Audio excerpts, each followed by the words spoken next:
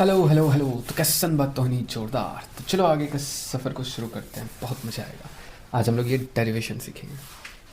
मस्त सीखना एकदम दिमाग लगा के, ठीक है, प्रेम से।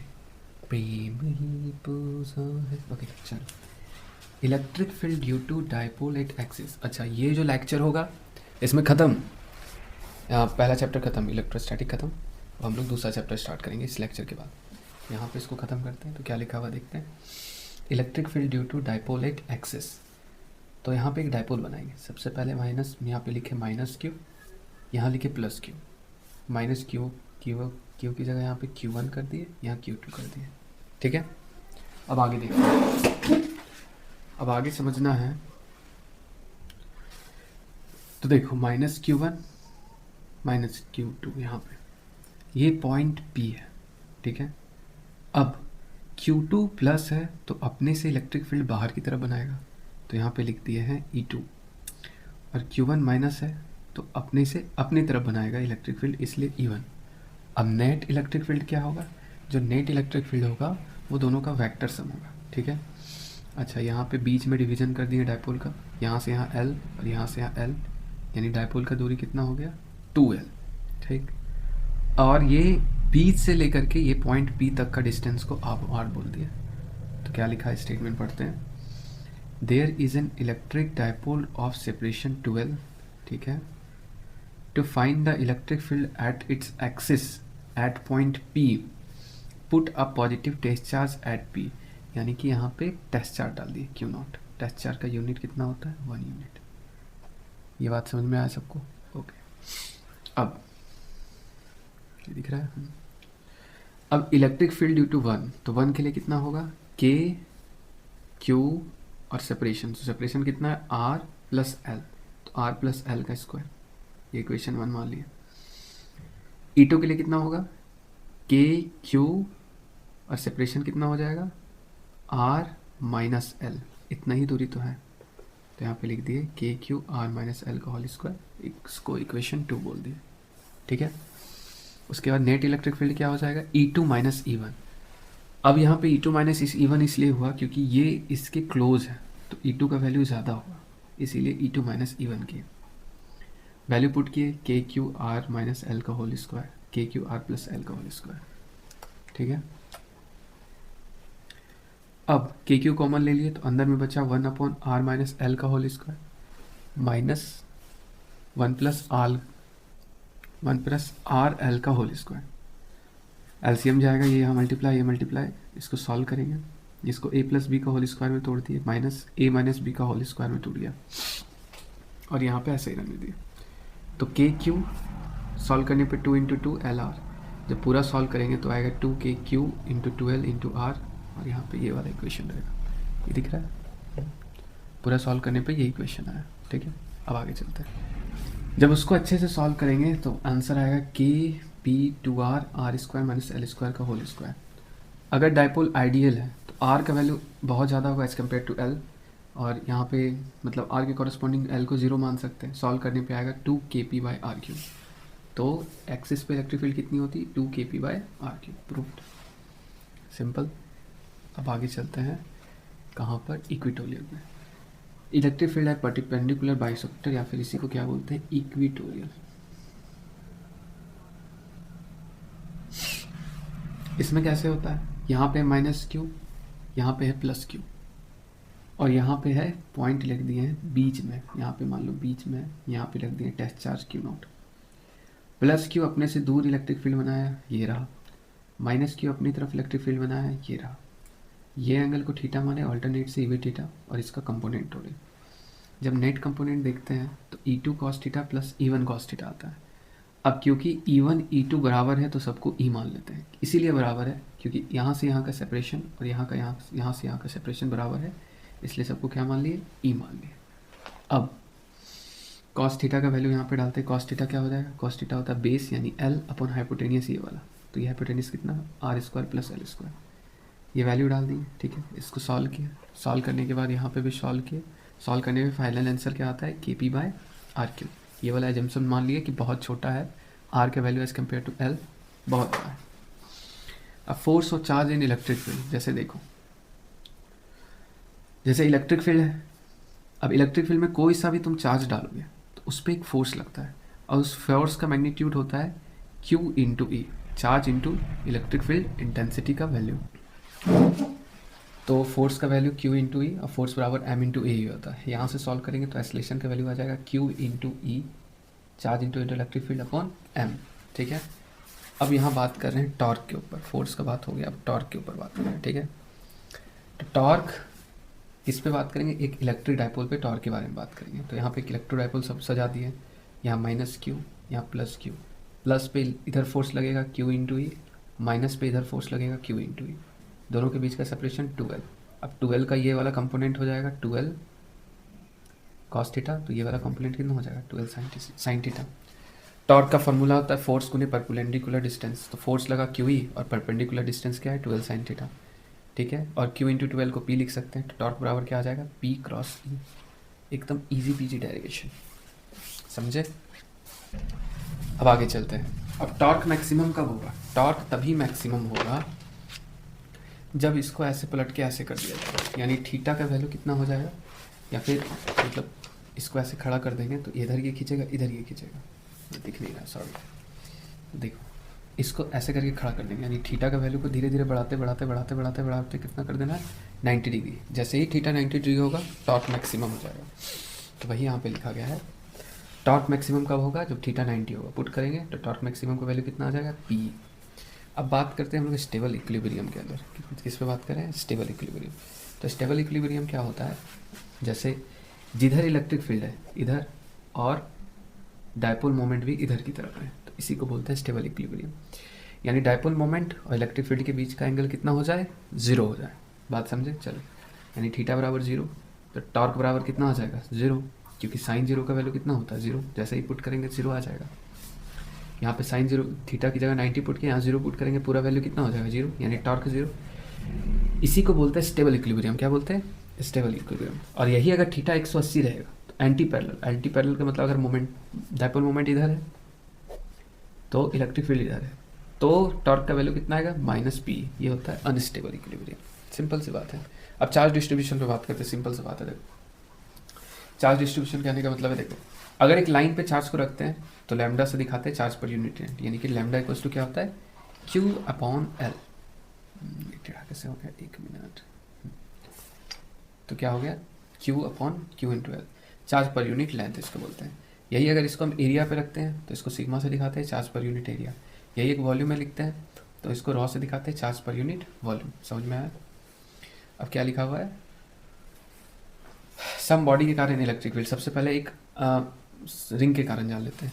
रिंग में चार्ज पूरा उसके सरफेस पे डिस्ट्रीब्यूटेड है। सेंटर पे इलेक्ट्रिक फील्ड इसका 0 होगा, क्योंकि देखो अगर सेंटर पे रखेंगे तो एक प्लस है तो ये इसको इधर ढक लेगा, नीचे ढक लेगा, इधर ढक लेगा, उधर ढक लेगा, इधर खींचेगा, इधर ढक लेगा, ऐसे करके सब मिला के क्या हो जाएगा 0 हो जाएगा। इसके सरफेस पे जिसका रेडियस r है तो KQ/r², सिंपल। और इससे अगर दूर जाओगे तो KQ/r, यानी कि ये आउटसाइड का बात है, ये आउटसाइड सरफेस सेंटर, इजी। अब अगर रिंग के एक्सिस पे बोलेगा, जैसे रिंग मतलब एक सर्कल यहाँ बना हुआ है, उसके ऐसे एक्सिस पे बात कर रहा है, तो रिंग के अगर एक्सिस पे बात करेगा तो उसका फॉर्मूला होता है, फॉर्मूला ध्यान रखना होता है KQX/r² + x² 3/2। और x क्या होता है? सेंटर से उस पॉइंट का दूरी, बात करते हैं। अब ड्यू टू आर्क, आर्क मैंने ये हो गया, ये हो गया आर्क। आर्क में पॉजिटिव रखा हुआ है, यहाँ यहाँ यहाँ ऐसे करके पॉजिटिव पूरा भरा हुआ है, ठीक। अब यहाँ पे ई इलेक्ट्रिक फील्ड का फॉर्मूला होता है 2K लैम्डा, लैम्डा मतलब चार्ज पर यूनिट लेंथ, क्योंकि यहाँ पे आर्क है ना, ऐसे करके लेंथ पे रखा हुआ है, 2K लैम्डा sin θ/2, ईजी। अगला जो बात आता है वो होता है इलेक्ट्रिक फ्लक्स। इलेक्ट्रिक फ्लक्स को समझने के लिए एक फिगर देखते हैं, एक मिनट समझते हैं। मान लेते हैं यहाँ एक सरफेस बनाए, अब इस सरफेस से कितना इलेक्ट्रिक फील्ड लाइन क्रॉस कर रहा है, जैसे अभी हमको दिख रहा है 1 2 3 4, तो इलेक्ट्रिक फ्लक्स का वैल्यू कितना हो जाएगा 4। तो यही होता है कि किसी भी सरफेस से परपेंडिकुलरली कितना इलेक्ट्रिक फील्ड लाइन क्रॉस किया, इसी को बोलते हैं इलेक्ट्रिक फ्लक्स। अब आइए यहाँ पे देखते हैं electric flux through surface element ds। ds का मतलब छोटे एलिमेंट करें तो इलेक्ट्रिक फ्लक्स का फॉर्मूला होता है इलेक्ट्रिक फील्ड डॉट ds, ठीक है, dot product of electric field and displacement vector, simple सी बात है। तो कॉस थीटा लिख सकते हैं। ऐसा यूनिट होता है न्यूटन मीटर स्क्वायर, ऑब्वियसली बात है। तो न्यूटन मीटर स्क्वायर पर कूलम, ये होता है ऐसा यूनिट फ्लक्स का। अब यहाँ एक बात करते हैं गॉस थ्योरम। गॉस का सिंपल मतलब दिखाते, देखो ये फिगर से समझ में आएगा। मान लेते हैं कि यहाँ पे हम सर्कल बनाए, आर्बिट्रेरली सर्कल, थोड़ा अंडा जैसा बन गया है, माफ़ करना दोस्तों, अंडा जैसा सर्कल बनाए, अंडा जैसा। अब इसके अंदर कितना चार्ज है उसको एप्सिलॉन नोट से भागा दे दीजिए। तो क्यू इनसाइड को एप्सिलॉन नोट से जब भागा दे देता है तो वो किसके बराबर आता है? फ्लक्स के। यही बताए थे गॉस ने। गॉस ने क्या बताया था? यही बताया था। इसका यहाँ पे एक डेरिवेशन करके या फिर अकॉर्डेंस प्रूफ करने के लिए बताया। यहाँ बीच में चार्ज रख दिया गया है। यहाँ पे कोई भी यहाँ पे पूछा, मान लो इस पॉइंट पे पूछता या फिर इस पॉइंट पे पूछता, तो क्या करेंगे? एक ऐसे करके सर्कल ड्रॉ करेंगे और सर्कल में सारा का सारा एरिया कवर हो जाना चाहिए। सर्कल ड्रॉ करेंगे, फिर फॉर्मूला लगाएंगे फ्लक्स का पहला वाला, यानी कि ये डॉट प्रोडक्ट वाला। ये देखो फ्लक्स का दो फॉर्मूला, एक डॉट प्रोडक्ट वाला और ये गॉस वाला। तो पहले लगाएंगे डॉट प्रोडक्ट वाला ई डॉट डी ए और फिर लगाएंगे Gauss Q inside by epsilon not. तो इनसाइड में कितना चार्ज है? तो कैपिटल क्यू ही है, तो रख दिए ई डॉट डी ए। तो E D A cos 0 degree, क्योंकि एरिया वेक्टर और इलेक्ट्रिक फील्ड एक ही लाइन में, इसलिए यहाँ पे क्या हो जाएगा? Cos 0 degree. इलेक्ट्रिक फील्ड बाहर, क्लोज इंटीग्रल डी ए और क्यू बाय एप्सिलॉन नॉट। अब एरिया क्या हो जाएगा? तो एरिया ये पूरा पूरा एरिया कवर करेंगे, तो एरिया हो जाएगा 4 pi R square Q upon epsilon naught. अब इलेक्ट्रिक फील्ड यहाँ से जब सॉल्व करते हैं तो इलेक्ट्रिक फील्ड आ जाता है 1/4 pi epsilon naught q upon r square, और इसको क्या लिख देते हैं? K q upon r square. अब इनफाइनाइट लाइन चार्ज है, यानी कि इधर भी जाते जाते जाते जाते इनफाइनाइट दूरी, इधर भी जाते जाते जाते जाते इनफाइनाइट दूरी, ठीक है। तो lambda charge per unit length, यानी अगर हम यहाँ एक सिलेंडर बना दें अपने मन से तो इसके अंदर कितना चार्ज आएगा उसको लिखने का तरीका क्या है? लैम्डा और जितना लेंथ का जितना लंबा तुम वो सिलेंडर बनाया, तो दोनों को मल्टीप्लाई कर दिए क्यू इंटू एल। तो क्यू इन साइड कितना आ गया? Lambda into L. फिर फ्लक्स का पहला वाला फॉर्मूला लगाए ई डॉट डी ए वाला, ई डॉट डी ए वाला लगाए और ये गॉस वाला लगाए। ये किसका है? गॉस का। क्यू इन साइड बटे एप्सिलॉन नॉट। इलेक्ट्रिक फील्ड बाहर निकाल लेंगे क्योंकि कांस्टेंट है डी ए। एरिया, इसका एरिया क्या हो जाएगा? ये जो भी आएगा कर्व सरफेस एरिया में आएगा। अब बताते क्यों। देखो इलेक्ट्रिक फील्ड इधर है और एरिया वेक्टर मतलब ये वाला सर्कल के लिए ऊपर की तरफ है और नीचे के लिए एरिया वेक्टर नीचे की तरफ है। तो ये दोनों के बीच में एंगल कितना बन रहा है? थीटा बराबर 90 डिग्री। अब फ्लक्स का अगर हम ये फॉर्मूला लगाएं ई डॉट डी ए, तो electric field into D A और कॉस 90 डिग्री। तो कॉस 90 डिग्री का वैल्यू कितना होता है? 0, यानी कि इससे भी 0 फ्लक्स बनेगा और इससे भी कितना फ्लक्स बनेगा? 0। बात समझ में आ? फिर इसको सॉल्व करते हैं तो कर्व सरफेस एरिया 2 पाई आर एल, उसके लैम्डा क्यू इनसाइड चार्ज कितना था? Lambda into L. पुट किए, सॉल्व किए, सॉल्व करने पे आया 1/4 पाई एप्सिलॉन नॉट। ऊपर 2 और नीचे 2 से मल्टीप्लाई करना होगा तब जाके सॉल्व होगा। 2 लैम्डा बटे आर सॉल्व करेंगे तो 1/4 पाई एप्सिलॉन नॉट को के लिख दिए। तो electric field equals to 2 k lambda upon r. Electric field inversely proportional to separation, और ये उसका ग्राफ ऐसे करके घटता चला जाएगा रेक्टेंगुलर। ये कैसा दिखने में लग रहा है? Rectangular hyperbola. अगला क्या टॉपिक है? Derivation of electric field due to sheet, यानी चार्ज शीट का। इंपॉर्टेंट है, सबको जानिए, सबको सीखिए।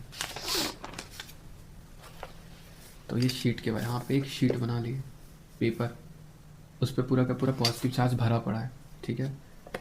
अब एक सिलेंडर जैसा लाए, इसको कट किया, मतलब इसका एक एरिया को कट के ये वाला एरिया सर्कुलरली कट किया गया, ठीक है। गॉस मतलब गॉस सरफेस बनाया गया। ऐसे मान लीजिए सिलेंडर अंदर चला गया तो इलेक्ट्रिक फील्ड सामने की तरफ इधर, और अगर हम इसका कर्व सरफेस एरिया ले, जैसे ये सिलेंडर,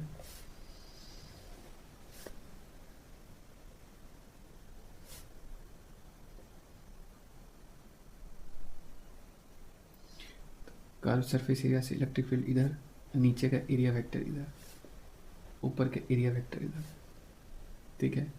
यानी कि कर्व सरफेस एरिया और ये वाला, अगर इसको मतलब समझाते देखिए, अगर इलेक्ट्रिक फील्ड ऐसे जा रहा है और एरिया भी इधर है तब ठीक है। इलेक्ट्रिक फील्ड ऐसे जा रहा है, एरिया भी इधर है, ठीक है। लेकिन इलेक्ट्रिक फील्ड मान लेते इधर जा रहा है और कर्व सरफेस एरिया मतलब इसके परपेंडिकुलर यहाँ एरिया होगा, तो इलेक्ट्रिक फील्ड चला गया इधर और एरिया हो गया इधर, दोनों के बीच में 90 डिग्री, यानी फ्लक्स का वैल्यू फिर से कितना हो गया? 0।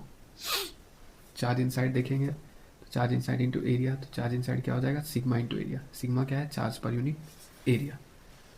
अब दोनों लगाए, ये वाला लगाए नॉर्मल फार्मूला, ये लगाए गॉस का, सॉल्व करेंगे।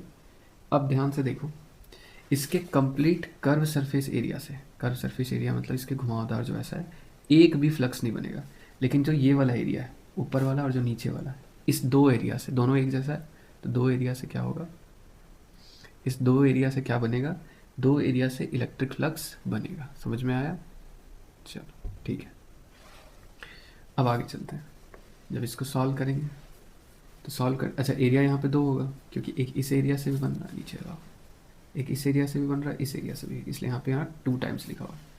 अब इसको सॉल्व करेंगे, क्यू इनसाइड बटे एप्सिलॉन नॉट, चार्ज के लिए sigma A upon epsilon not, charge करने पे इलेक्ट्रिक फील्ड का वैल्यू आएगा सिग्मा अपॉन 2 एप्सिलॉन नॉट। बात समझ में आया? Sigma upon 2 epsilon naught. अब कुछ ऐसा चीज़ होता है जो आपको डायरेक्टली याद करना होगा, उसको समझ के कोई मतलब नहीं है। शीट का याद कर लीजिए, सिग्मा अपॉन 2 एप्सिलॉन नॉट, अगला चैप्टर में काम आएगा। जैसे यहाँ पे अगर ये कंडक्टर है, अब कंडक्टर के केस में चाहे ये होलो स्फीयर रहे या चाहे ये सॉलिड स्फीयर है, फर्क नहीं पड़ता, क्योंकि कंडक्टर के केस में क्या होता है, सारा का सारा चार्ज कहाँ आ जाता है, सरफेस पे आ जाता है। तो इससे फ़र्क नहीं पड़ता है कि ये होलो स्फीयर है कि सॉलिड स्फीयर है, एक ही तरह से काम करेगा जब जब कंडक्टर है। अभी बता रहे हैं, इसके बाद नेक्स्ट चैप्टर आएगा, सेम कॉन्सेप्ट लगाना, ठीक है। इसका रेडियस कैपिटल आर है और यहाँ से कहीं बाहर स्मॉल आर, और स्मॉल आर का वैल्यू क्या है, रेडियस से ज़्यादा है, यानी ऑफकोर्स इससे बाहर है। देखेंगे अगर हम अंदर की बात करेंगे तो इलेक्ट्रिक फील्ड जीरो होगा, समझ रहे? ऐसा नहीं कि इलेक्ट्रिक फील्ड केवल सेंटर में जीरो होगा, पूरा इलेक्ट्रिक फील्ड जीरो होगा अंदर में। बात समझ में आया? सरफेस में क्या होता है, k q upon r square, यानी रेडियस का स्क्वायर लग जाता है। और आउटसाइड क्या होता है, k q upon r square, यानी कि आउटसाइड के लिए जो पूरा स्फीयर है एक पॉइंट की तरह बिहेव करता है। इसके लिए क्या होता है, sphere behave as point object. बात समझ में है? कैसा दिखता है, पॉइंट ऑब्जेक्ट। तो सिंपल फॉर्मूला लगा देते हैं, k q upon r square. मान लेते हैं कि स्फीयर एक पॉइंट है, उससे कोई आर दूरी पे है, ये स्फीयर ही जो था उसको पॉइंट की तरह कंसिडर किया जाता है। अब अंदर में इलेक्ट्रिक फील्ड और सेपरेशन का ग्राफ बनाएंगे। अंदर में इलेक्ट्रिक फील्ड जीरो, एकदम से हाई हुआ, हाई होके यहाँ पे कितना वैल्यू गया, के क्यू अपॉन आर स्क्वायर। उसके बाद ऐसे करके, ऐसे धीरे धीरे करके इन्वर्सली प्रोपोर्शनलिटी के साथ घटता चला जाता है। अब यहाँ पे थोड़ा ध्यान रखना है नॉन कंडक्टर का। अब नॉन कंडक्टर भी दो तरह से होता है, या तो सॉलिड या तो होलो।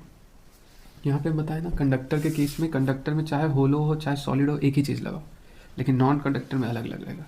नॉन कंडक्टर में अगर होलो है तो ऊपर में जो ये चीज़ की है ना, कंडक्टर के साथ होलो स्फीयर या फिर सॉलिड स्फीयर के साथ सेम चीज़ आप रिपीट कर दीजिए, कोई दिक्कत नहीं, सब यही चीज़ रहेगा, सब यही चीज़ रहेगा, बुझे? अब नॉन कंडक्टर में क्या होता है बताते हैं। नॉन कंडक्टर में चार्ज कहीं बाहर नहीं जाता है, क्योंकि कंडक्टर में क्या होता है, चार्ज रिपल्ट करके बाहर चला जाता है, लेकिन नॉन कंडक्टर में ऐसा नहीं होता है, चार्ज अंदर भी होता है, चार्ज बाहर भी होता है। तो इसका फॉर्मूला होता है, अगर सरफेस के लिए बोलेंगे तो नॉर्मल तरीका के क्यू अपॉन आर स्क्वायर। बाहर के लिए बोलेंगे कि यहाँ से ऐसे कोई पॉइंट आर निकाल दिए बाहर, मतलब आर सेपरेशन पे यहाँ पी पॉइंट है, तो k q upon small r square, जितना दूरी है। लेकिन इनसाइड के लिए याद करना पड़ता है k q x upon r q. और एक्स क्या होता है, एक्स होता है सेंटर से आप कितना दूर धीरे धीरे जाते जा रहे हैं, यानी सेंटर से कितना दूर जा रहे हैं धीरे धीरे। बात समझ में आ? ये डायरेक्टली प्रोपोर्शनल होता है, यानी कि यहाँ से यहाँ तक जाएंगे तो डायरेक्टली धीरे धीरे बढ़ेगा और यहाँ पे मैक्सिमम आएगा, मैक्सिमम होगा के क्यू अपॉन आर स्क्वायर, और उसके बाद धीरे धीरे यहाँ पे इस हिसाब से घटना स्टार्ट होगा। तो ये था ये चैप्टर का, यहाँ हम करते हैं द एंड। आप सभी का सपोर्ट का ज़रूरत पड़ेगा। अभी मेरे को बहुत सारा चीज़ खरीदना है, जैसे मेरे को एक अच्छा कैमरा चाहिए। चैनल ग्रो करने का मैं पूरा कोशिश कर रहा हूँ, अपनी तरफ से मेहनत कर रहा हूँ, और ऐसा नहीं कि ग्रो करके मेरे को बहुत होशियार बनना है, मतलब सिंपल कैमरा लूँगा, कुछ सेटअप करूँगा, अच्छा माइक या फिर कुछ अच्छा इक्विपमेंट्स, ताकि ज़्यादा बेटर कॉन्सेप्ट डिलीवर कर सकूँ, और थोड़ा कुछ अच्छा होगा तो अपने बेटरमेंट के लिए और सोसाइटी के बेटरमेंट के लिए करेंगे। लेट्स सी मेरा ये चैनल कितना ग्रो होता है। तो डाइंड खुश रहिए, और थैंक यू सो मच। आपको मैं थैंक यू बोल रहा हूँ, थैंक यू सो मच इस वीडियो को देखने के लिए, और दूसरी बात कंप्लीट करने के लिए। चलो, लव यू 3000। Okay bye.